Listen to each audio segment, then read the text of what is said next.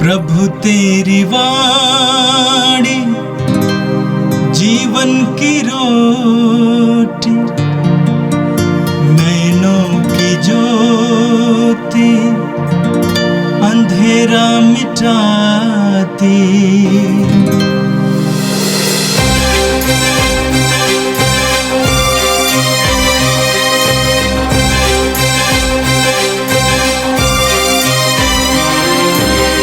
प्रभु तेरी वाणी जीवन की रोटी, नैनों की ज्योति अंधेरा मिटाती।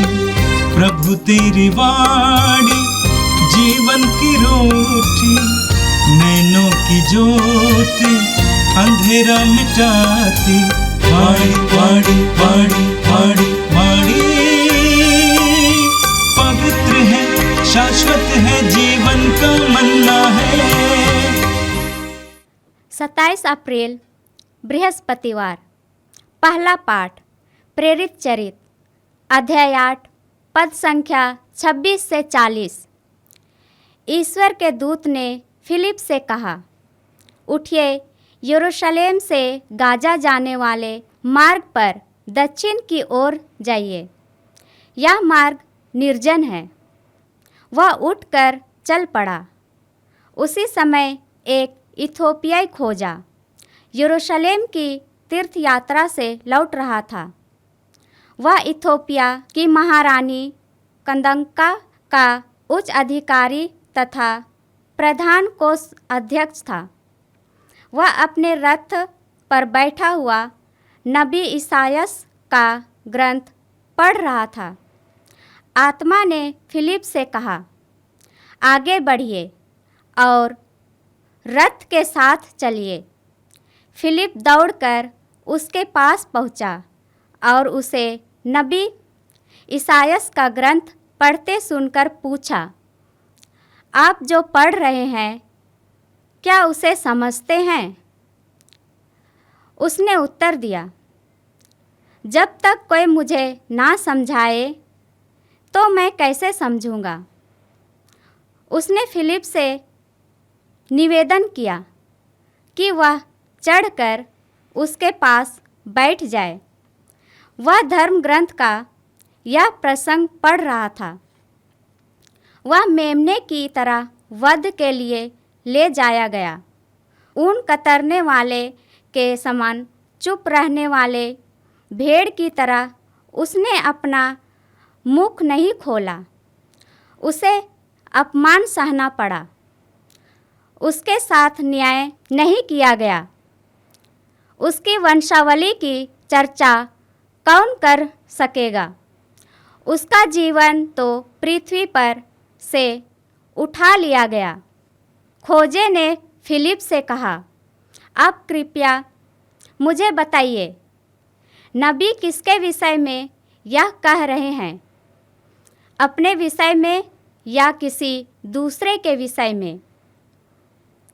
तब फिलिप धर्मग्रंथ के इस प्रसंग को आधार बनाकर उसे यीशु का सुसमाचार सुनाने लगा। यात्रा करते करते वे एक जलाशय के पास पहुँचे। खोजे ने कहा, यहाँ पानी है, मेरे बपतिस्मा में क्या बाधा है? फिलिप ने उत्तर दिया, यदि आप सारे हृदय से विश्वास करें तो कोई बाधा नहीं। इस पर उसने कहा, मैं विश्वास करता हूँ कि यीशु मसीह ईश्वर के पुत्र हैं। उसने रथ रोकने का आदेश दिया। तब फिलिप और खोजा दोनों जल में उतरे और फिलिप ने उसे बपतिस्मा दिया। जब वे जल से बाहर आए तो ईश्वर का आत्मा फिलिप को उठा ले गया। खोजे ने उसे फिर नहीं दिखा। फिर भी वह आनंद के साथ अपने रास्ते चल पड़ा। फिलिप ने अपने को अजोतस में पाया और वह कैसरिया पहुँचने तक सब नगरों में सुसमाचार का प्रचार करता रहा। यह प्रभु की वाणी है। संत जोगन के अनुसार पवित्र सुसमाचार अध्याय 6 पद संख्या 44 से 51 तक। यीशु ने लोगों से ये कहा, कोई मेरे पास तब तक नहीं आ सकता जब तक कि पिता जिसने मुझे भेजा है उसे आकर्षित न करे। मैं उसे अंतिम दिन पुनर्जीवित कर दूंगा। नबियों ने लिखा है, वे सब के सब ईश्वर से शिक्षा पाएंगे। जो कोई ईश्वर की शिक्षा सुनता और ग्रहण करता है वो मेरे पास आता है।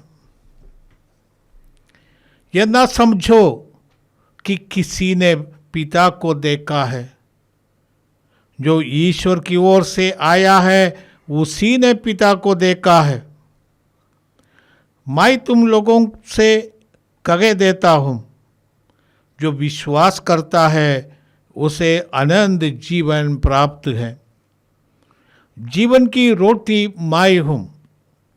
तुम्हारे पूर्वजों ने मरुभूमि में मन्ना खाया, फिर भी वे मर गए। मैं जिस रोटी के विषय में कहता हूँ वह स्वर्ग से उतरती है, और जो उसे खाता है वह नहीं मरता। स्वर्ग से उतरी हुई वो जीवंत रोटी मैं हूँ। यदि कोई वो रोटी खाएगा तो वह सदा जीवित रहेगा।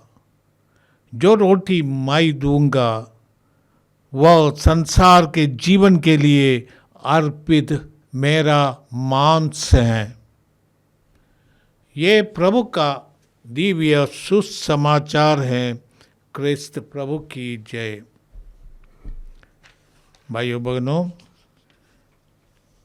आजकल हम प्रथम पाठ हम प्रेरितों के कार्यकलाप से सुन रहे हैं और सुसमाचार हम यौवन के अनुसार सुन रहे हैं। रोटी के चमत्कार के बाद यीशु और यहूदियों के बीच होने वाले संवाद के संदर्भ में आज के प्रथम पाठ में हमने सुना कि फिलिप से ईश्वर के दूत ने कहा, उठिए, यरूशलेम के से गाजा जाने वाले मार्ग पर दक्षिण की ओर जाइए। फिलिप उस 7 प्रभु के सेवकों में से जिन्होंने प्रेरितों ने चुना और सेवा कार्य में, जैसे हम लोग कहते कि डीकन्स, दियाकोनिया सेवा कार्य के लिए नियुक्त किए थे, उनमें से फिलिप और स्टीफनुस के बारे में हम आगे सुनते हैं। उससे पहले तो स्टीफनुस, अभी आज जो पाठ हम सुनेंगे उसके पहले स्टीफनुस मारे गए थे और यरूशलेम में घोर अत्याचार विश्वासियों के ऊपर होने लगा। यरूशलेम से विश्वासी भाग गए। केवल प्रेरितों को छोड़कर सब विश्वासी वहाँ से भाग गए। वो जूदिया, समारिया, यहूदियों के पूरे प्रदेश में फैल गए। अपने के बचाने के लोग भाग गए थे, परंतु वो लोग अपने साथ विश्वास ले गए थे और सुसमाचार की वो लोग गवाही बने, साक्ष्य देने लगे, घोषणा करने लगे और सुसमाचार ऐसे फैल गए। आज के पाठ में हम देखते हैं फिलिप जो 7 में से एक था, वो समारिया गए थे। वहाँ पर सुसमाचार की घोषणा करने लगे और हम जानते हैं चिन्ह चमत्कार के द्वारा बहुत कुछ कार्य प्रभु करने लगे। फिलिप के द्वारा सुसमाचार की घोषणा करने के कारण बहुत से लोग विश्वास में आए और उनको पवित्र आत्मा का वरदान देने के लिए पेतरुस और जोगन बुलाए गए थे और वो लोग आए थे और हाथ रखकर पवित्र आत्मा का वरदान लोगों को दिया। अभिषेक मिला, आत्मा का अभिषेक से लोग भर गए। ऐसी स्थिति समारिया में थे। तब ईश्वर के दूत ने फिलिप से कहा, उठिए, यरूशलेम की गाजा जाने वाले मार्ग पर दक्षिण की ओर जाए। ईश्वर कई बार ऐसे आदेश देते, उठिए, get up and go, rice and go, जाओ। ईश्वर भेजते, प्रभु यीशु ने भी शिष्यों को यही भेजा था, संसार का अंत तक जाओ, मैं तुम्हारे साथ हूँ, सुसमाचार की घोषणा करो, रोगियों को चंगाई दो। ये कार्य करने के लिए प्रभु बार बार हमें प्रेरणा देते, कहते हैं आप उठिए। पहले आपको उठना चाहिए, आपको सहयोग देना चाहिए। अब बैठते रहेंगे तो आपको प्रभु की कृपा प्राप्त नहीं होती। इसी तरह हमारे जीवन में आशीष चाहिए तो हमको प्रभु के पास जाना ही है, हमें कुछ कदम उठाना है। जैसे संत अगस्तीन ने कहा, जिस ईश्वर ने तेरे सहयोग के बिना तेरी सृष्टि की है, वो ईश्वर तेरे सहयोग के बिना तेरी रक्षा नहीं कर पाएंगे। इसे हमें ईश्वर के साथ देना है। फिलिप्पी ने ईश्वर की आवाज़ सुनी, अब उठकर वो चलने लगा गाजा की ओर। और ये विजन प्रदेश है। वो जा रहे थे तब मार्ग में एक इथियोपियाई खोजा जो यरूशलेम की तीर्थ यात्रा से लौट रहे थे, इथियोपिया जा रहे थे, एक खोजा को मिला। वो खोजा इथियोपिया की महारानी का वो कोषाध्यक्ष था, बहुत जिम्मेदार के काम है। ऐसे एक ही व्यक्ति शायद यहूदी धर्म में विश्वास करने लगा, इसलिए वो यरूशलेम आए। ऐसा ये व्यक्ति आया था और वे अभी वापस जा रहे थे और वे अपने रथ पर था बैठा हुआ, वो इसियास नबी का ग्रंथ पढ़ रहा था। उस समय एक ग्रंथ में स्क्रॉल, पवित्र बाइबल अभी बुक के रूम में जो छपाई शुरू हो गए तभी है, उसके पहले हाथ से लिखे जाते थे और पुराने ज़माने में लिखने की सामग्री भी नहीं था। हम जानते कि मूसा को ईश्वर ने 10 हुक्म पत्थर के पाटी पर लिख कर दिया था, उस समय कागज नहीं था तो जरूर, और उस कागज की खोज मनुष्य ने बाद में किया। पहले ज़माने में पवित्र ग्रंथ बाइबल का जो ग्रंथ लिखा जाता था, हाथ से लिखे जाते थे, वो भी चमड़े पर लिखते थे और इसको रोल करके मोड़ कर रखते थे। तो हर एक नबी का इतिहास का ग्रंथ एक साथ एक शायद एक रोल में हमें मिलता है। बाइबल पूरा बाइबल एक साथ नहीं मिलता था और जो रोल खरीद के रखते थे। ऐसे जब यीशु नासरत के सभागृह में गए थे, उनको पढ़ने के लिए इतिहास नबी का वो रोल दिया गया था, वो खोल के उससे पढ़ा। इसी तरह ये व्यक्ति भी एक इतिहास नबी का ग्रंथ पढ़ रहे थे, जैसे हम पढ़ते हैं धर्म ग्रंथ में। इतिहास नबी का ग्रंथ से पाठ पढ़ रहा था। अध्याय 53 पद संख्या 7 और 8 हमें लिखे, वो मेमने की तरह वध के लिए ले जाया गया, ऊन कतरने वाले के सामने चुप रहने वाली भेड़ की तरह उसने अपना मुख नहीं खोला। ये सब यीशु के बारे में हम जानते हैं कि यीशु के बारे में भविष्यवाणी किया गया था। एक खोजा ये सब पढ़ कर जा रहे थे और फिलिप्पी को आदेश मिला था उसके पास जाओ और सुनो वो क्या कर रहा है। आत्मा ने फिलिप से कहा आगे बढ़िए और रथ के साथ चलिए।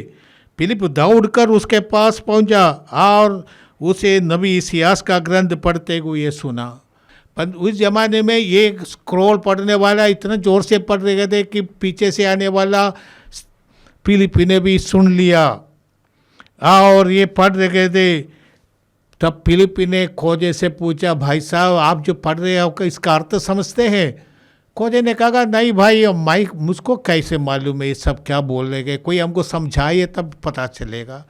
पवित्र ग्रंथ को केवल पढ़ने से, कोई भी व्यक्ति पढ़ने से शायद उनको पूरा जानकारी नहीं होगा।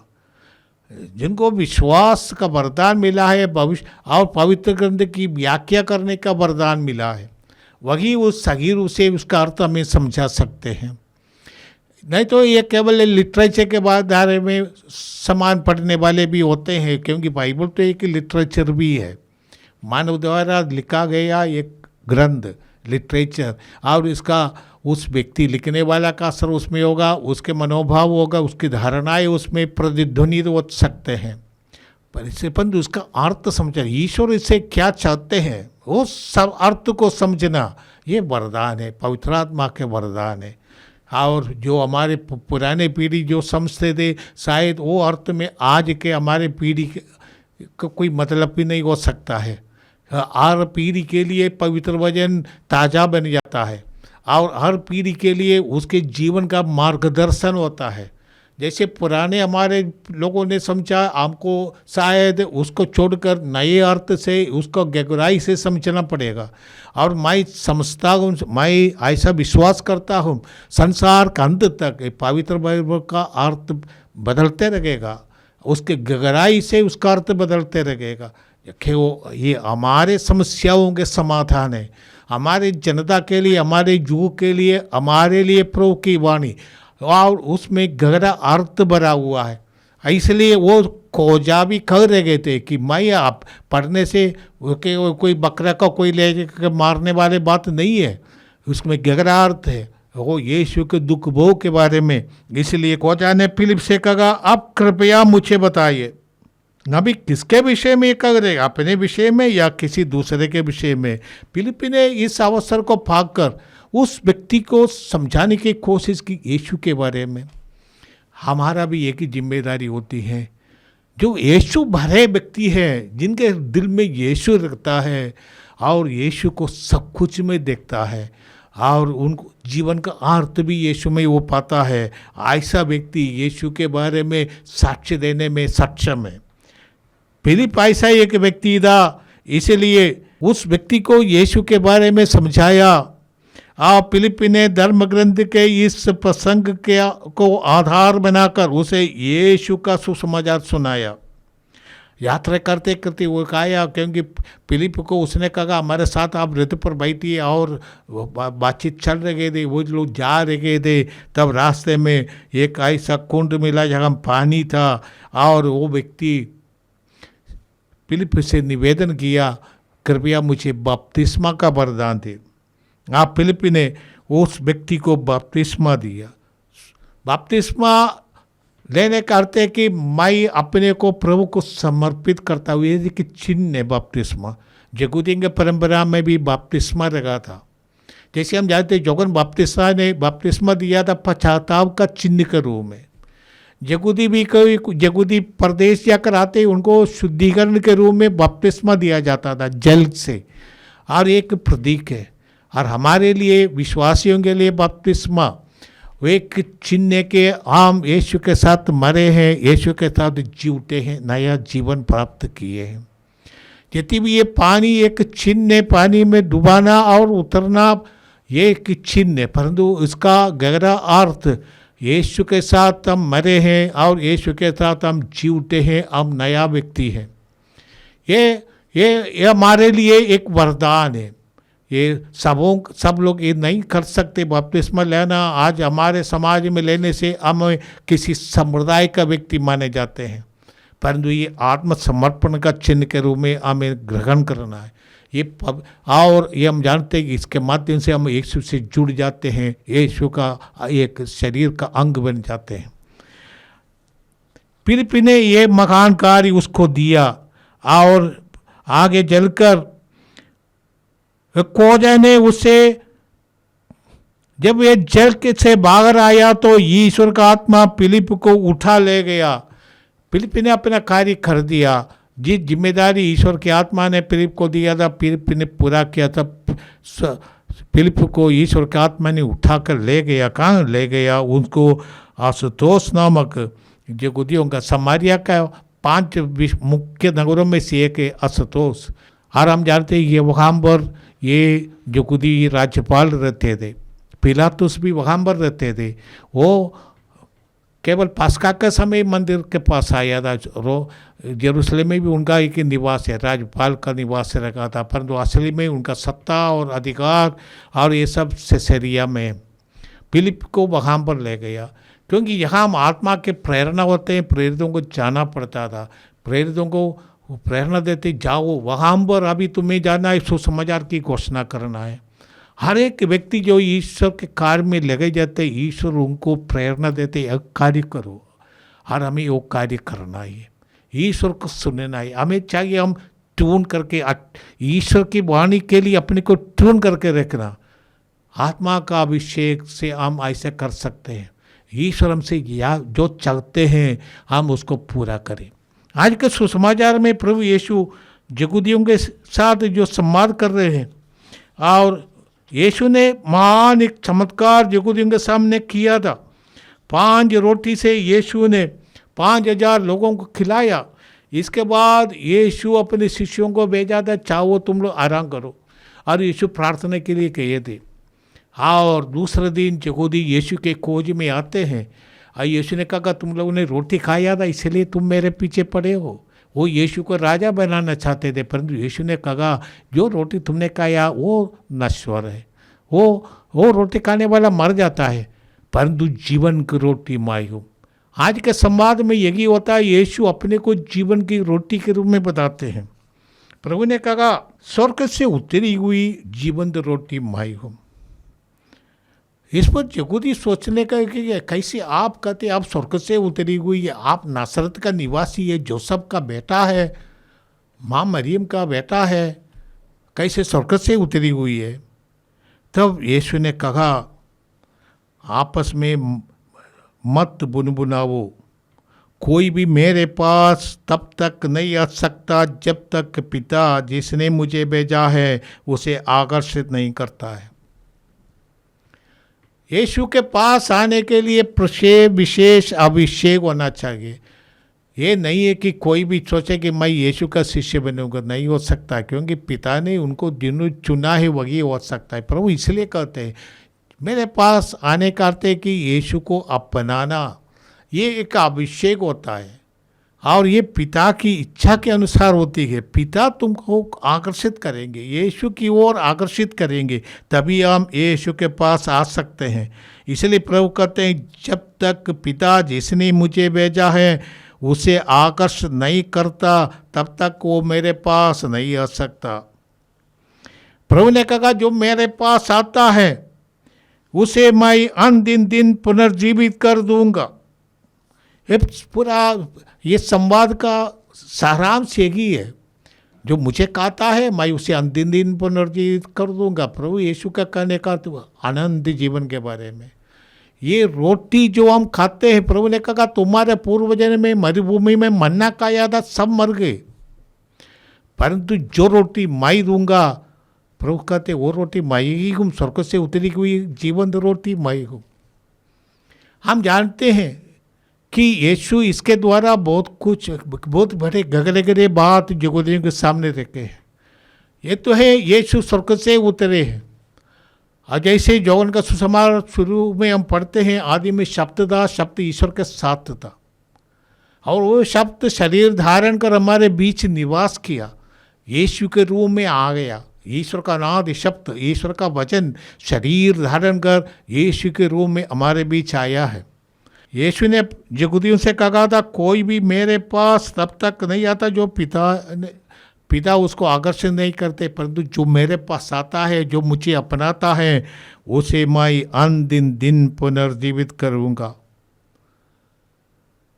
अब प्रभु ने इसियास नबी का अध्याय 54 पद संख्या 13 से उद्धृत करते हुए ये कहते हैं, इसियास नबी का ग्रंथ अध्याय 54 पद संख्या 13 में हम पढ़ते हैं, तेरी प्रजा प्रभु से शिक्षा ग्रहण करेगी। इसियास नबी भविष्यवाणी करते हैं ईश्वर स्वयं अपनी प्रजा को शिक्षा देंगे, ज्ञान देंगे, और उसकी सुख शांति की सीमा नहीं रहेगी। पिता से सबके सब ईश्वर से शिक्षा पाएंगे। यही प्रभु यीशु ने यहूदियों से कहा, ये इसियास नबी ने भविष्यवाणी करके देखा सीधा वो हो यीशु, वो शिक्षा देने के लिए प्रभु ईश्वर के साथ पिता के पास से आए हुए व्यक्ति है।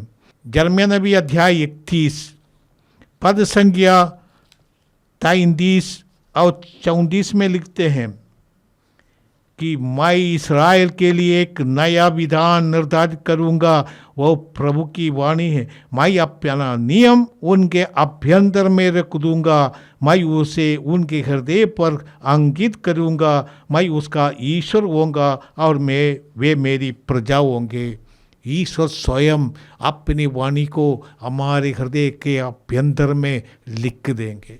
जो यीशु का है वो व्यक्ति ईश्वर की इच्छा पूरी करने के लिए सदा तत्पर रहता है और ईश्वर की इच्छा को खोजता है, वो ईश्वर से जुड़े रहते हैं। ऐसे व्यक्ति प्रभु कहते हैं आनंद जीवन का योग्य है। प्रभु ने कहा ना समझो किसी ने भी पिता को देखा है, जो ईश्वर की ओर से आया केवल उसी ने ही पिता को देखा। प्रभु यीशु स्वयं कहते हैं, जैसे जौन का सुसमाचार अध्याय 1 में जोगन ने भी ये बात को कहा था कि किसी ने भी ईश्वर को नहीं देखा, केवल एकलौते पुत्र ने देखा है। किसी ने कभी ईश्वर को नहीं देखा, पिता की गोद में रहने वाले एकलौते ईश्वर ने देखा है और उसे प्रकट किया है। केवल पिता के गोद में रहने वाला एकलौता, उनका पिता का एकलौता बेटा, ईश्वर का पुत्र, केवल उसने ही पिता को देखा है और पिता को प्रकट किया है। इसलिए प्रभु आज शिष्य जो उनसे कहते हैं, किसी ने भी पिता को नहीं देखा, केवल जो स्वर्ग से उतरा वो उसने देखा है। और आज प्रभु आगे बढ़कर जीवन की रोटी मैं हूँ, प्रभु अपने को उस रोटी के समान बनाते हैं जो जीवन देने वाला है। तुम्हारे पूर्वजों ने मरुभूमि में मन्ना खाया, परंतु जीवन देने वाला आहार नहीं है, वो जीवन की रोटी नहीं थी। जो मन्ना उन्होंने खाया और ये मन्ना खाए परंतु सब मर गए, परंतु जिस रोटी के विषय में मैं कहता हूँ वो जीवन देने वाला है। ओ आप प्रभु आगे कहते हैं कि वो जो रोटी मैं दूंगा वो संसार के जीवन के लिए अर्पित मेरा मांस है। इसके द्वारा प्रभु बहुत कुछ हमें समझाते हैं। ये तो है ईश्वर की वाणी है, प्रभु यीशु ईश्वर का अनादि शब्द, वो शब्द मांस बनकर हमारे बीच आया और ये इंकारनेशन से हमें जोड़ देता है। और अब प्रभु यीशु ने अंतिम बयालू के अवसर पर यह कहा कि रोटी देकर शिष्यों को देते हुए ये कहा, ले लो इसको खाओ, ये तुम्हारे लिए क्रूस अर्पित मेरा शरीर है। क्रूस के बलिदान से प्रभु का ये शरीर और ये रोटी जोड़ दिया प्रभु यीशु ने। जिस रोटी को यीशु में देते हैं, ये युक्रिस्ट के बारे में प्रभु की शिक्षा है। जगुदियों के साथ रोटी के चमत्कार के संदर्भ में प्रभु शिक्षा देते हैं। और जो रोटी प्रभु अपने शिष्यों के साथ अंतिम बयालू के समय खाया था, और प्रभु ने रोटी लेकर उनको देते हुए ये कहा, इसके लो खाओ, ये मेरा शरीर है। क्योंकि यीशु का शरीर और रक्त पीने करते यीशु को आत्मसात करना, पूर्ण रूप से अपनाना, यीशु से जुड़ जाना, क्योंकि जो हम खाते हैं वो हमारा शरीर का एक हिस्सा बन जाता है। और ये यीशु को खाने वाला ये नहीं है कि हम यीशु को पचाएंगे, परंतु यीशु हमें परिवर्तित करेंगे। इस रोटी के ये चमत्कार है। जो कोई यीशु के संपर्क में आता है वो परिवर्तित हो जाता है, यीशुमय हो जाता है। और यीशुमय बनने के लिए पवित्र वचन, वो ईश्वर की वाणी जो अनंत काल से हमारे बीच उपस्थित करने वाला यीशु के रूप में हमें मिला है, वो शरीर, यीशु का शरीर रोटी के रूप में यीशु ने हमें दिया है। ये सब हमें परिवर्तित करने की शक्ति उनमें है, और ये शक्ति के अधीन होने से हम भी परिवर्तित हो जाएंगे, हम भी अनंत जीवन के योग्य बन जाएंगे। आइए हम पर को धन्यवाद दे, प्रार्थना करें। ये प्रभु हम तुझे धन्यवाद देते हैं हमारे बुलाकर के लिए। जैसे फिलिप्पी ने वो खोजा को धर्म ग्रंथ के माध्यम से यीशु तक को पहुंचाया। मैं विश्वास करता हूँ ये प्रभु हर धर्म ग्रंथ और यीशु की ओर सबों को खींच लेते हैं, क्योंकि ईश्वर एक ही है और ईश्वर का मुक्ति विधान एक ही है। हम अलग अलग समझते हैं, इस वजह से हमें आपस में मतभेद हो सकता है, परंतु ये प्रभु हम सबों को ये प्रभु यीशु की ओर खींच ले, ताकि हम अनंत जीवन के योग्य बन जाए। यीशु की स्वर्ग से उतरी हुई जीवंत रोटी है जो हमारे भूख को मिटाएंगे।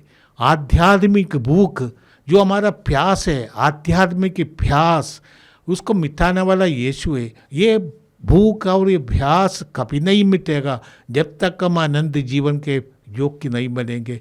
ये प्रभु हमें पवित्र वचन पर और गहराई से अध्ययन करने की रुचि दे, हमें परम प्रसाद के बलिदान में भाग लेने की तैयारी करने की प्रेरणा दे, ताकि ये महान चमत्कार हमारे जीवन को परिवर्तित करने वाला है। हम इस महान चमत्कार के लिए तुझे धन्यवाद देते हैं हमारे प्रभु क्रिस्त के द्वारा, आमीन। प्रभु तेरी वाणी जीवन की रोटी, नैनों की ज्योति अंधेरा मिटाती, वाणी वाणी वाणी